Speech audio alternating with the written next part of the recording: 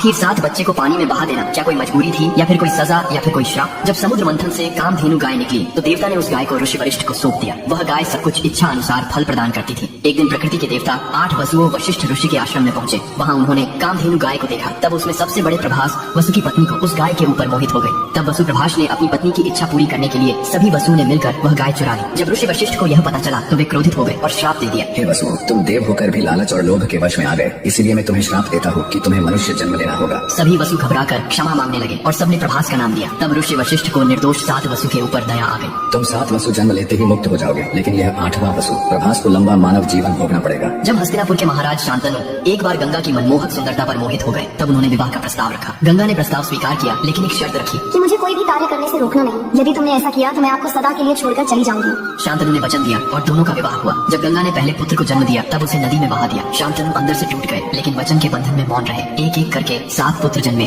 और गंगा ने सभी को नदी में प्रवाहित कर दिया। लोग शांतनु को कहते थे यह कैसी निर्दयी माँ है, लेकिन असल में गंगा उन 7 वसुओं को श्राप से मुक्त कर रही थी। जब 8वां पुत्र प्रभास वसु जन्मा तब गंगा फिर उसे नदी की ओर ले चली, लेकिन इस बार शांतनु सह न सके। उन्होंने बहा देने से पहले रोक लिया। अब बस 7 बच्चों को खो चुका हूँ, इसे मैं नहीं मरने दूंगा। ये पुत्र मेरा वारिस बनेगा। तब गंगा बोली, हे राजन, आपने मेरी शर्त तोड़ दी। अब मैं आपको छोड़कर सदा के लिए जा रही हूँ। गंगा अपने पुत्र देवव्रत को लेकर स्वर्गलोक चली गई। वहाँ उन्होंने उसे वेद, शास्त्र, धनुर्वेद और युद्ध कला की शिक्षा दी। जब देवव्रत युवा हुए गंगा ने उन्हें उनके पिता शांतनु को सौंप दिया। आगे चलकर देवव्रत ने अपने पिता की खुशी के लिए आजीवन ब्रह्मचर्य का व्रत लिया। यही व्रत ने उन्हें नाम दिया गंगा पुत्र भीष्म पितामह। तो दोस्तों, अब मुझे यह बताओ कि महाभारत का सबसे बड़ा योद्धा कौन था।